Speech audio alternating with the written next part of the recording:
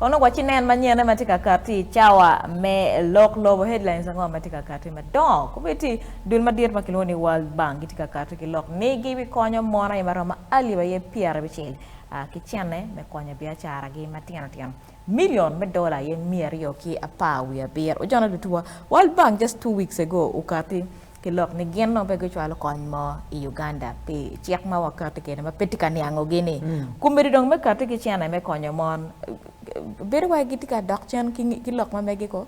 You see, you can't have you can't eat your cake and have it. You understand? Gen ma World Bank on ma chel kong yes, of course World Bank I know gen mo work gen go making statement and any mono basically because of pressure man gitika no from some of the members again under the UN and the rest countries like America and the other Western world.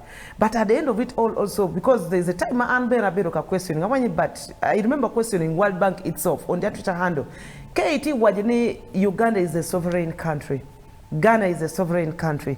France is a sovereign country. So, pengo makawan wakatiki democracy mamekwa. And you're saying no to it. Yet one other countries in the Western world, kagenku kateki democracy mameki, lodge mameki, it is okay with you. So I think Geno Tika playing a little bit of double standard too. I think negotiations benetika kati in underneath ping kakenyo enani. You know governments are very funny. Maruka kan enoni government giloki nen chal gitika da, but underneath no government tika having other discussions not here, because as the government of Uganda, President Museveni knows very well, the World Bank pulling out completely from konyo Uganda, dano mobu deno chan pe mon kene. Today you see we have refugees in our country, and I'm happy ni ekin chanta ena negiti wa ni mon maramo LPR when we are real. These are women, the refugee women.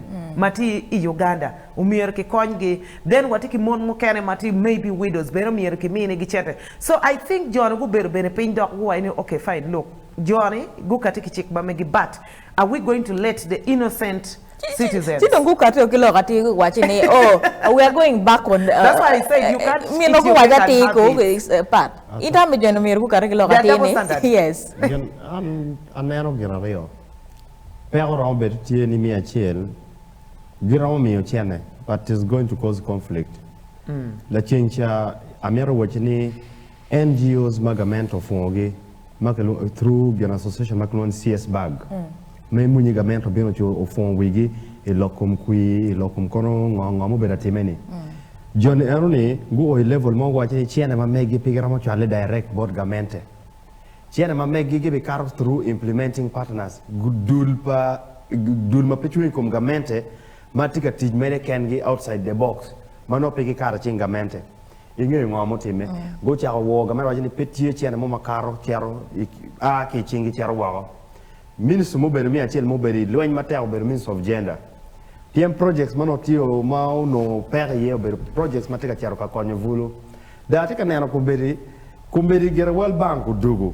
Ento World Bank ubere ko nikila ko ritamo ni mirwa kwa nchana mapoka atike chingamento chari direct kachala dong tiki NGO no miro katati bot dong gamento do chako moro wan kuma dong wachini inetika tiki World Bank bok inetika chakla ko rigina ngo World Bank tetime ene we ko kumbeti ke munyi ke fon NGOs mukene madon gitie fundings mogo make ngoro ma NGOs mukene ti make kwera gipike tika tijwa kumbeti including pomegwa Nicholas Gini when kirafing gen kuma pia make joko chene mi biro direct through the government kitamani dulmu ber kanongo chene through direct entry ene kitika promoting the quality mogo Sarah sorry mengwele part I have a feeling the World Bank is going to continue keeping mutual funding karibena pego bukati kiloka maleng ni won ba chiko mukati yene we have no problem with it umete kichiko ni why mete ki chwalo iwichiana the fact that they came out point blank ni funding do bugir pichiko ni and yet we really need the funding and again they need to help and again madon wajani ni ngeni kete dagario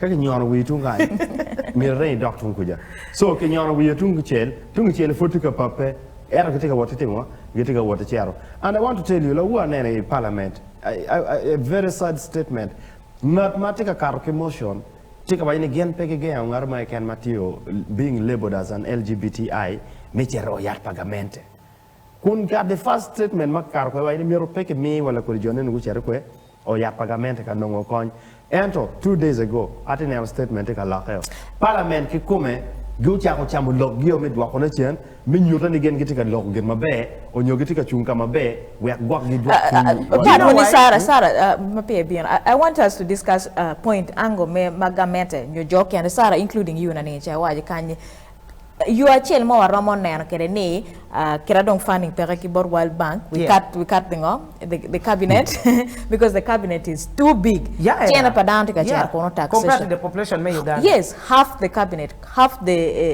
parliament slash the parliament each district near bedki MPs are yes but expenditure down man and the woman period yes I think part before you come in I think first of all kong mier kong dar bene ko niang kong how government operates kagamete tienu katiki like for instance chama gengu katika ngolo Cente ma foreign agencies no gubero kameo kigene ki dul mapapati Uganda now besides lokpa the electoral processes maki waini no gitika alleging nigi no gitika chwakuti proposition nyo chagula nyigi and the rest of it. Government has a right and a role to play in knowing nga monomatika keto chanta tika charkwe. Remember, we are dealing with issues to deal with terrorism also. And terrorism is growing worldwide. And mono bene is something more pot where make a berme mort kumeno erne. So I think somewhere there must be restriction. However, restriction magamente katikere erne anki ema wachako NGO. Akero jemna waji pete kuman and this is what I am going to do. Geomatica mean wacheneti Netherlands Institute of Multi-Party Democracy kunungogi and you have ascertained all. Why do you still have fears?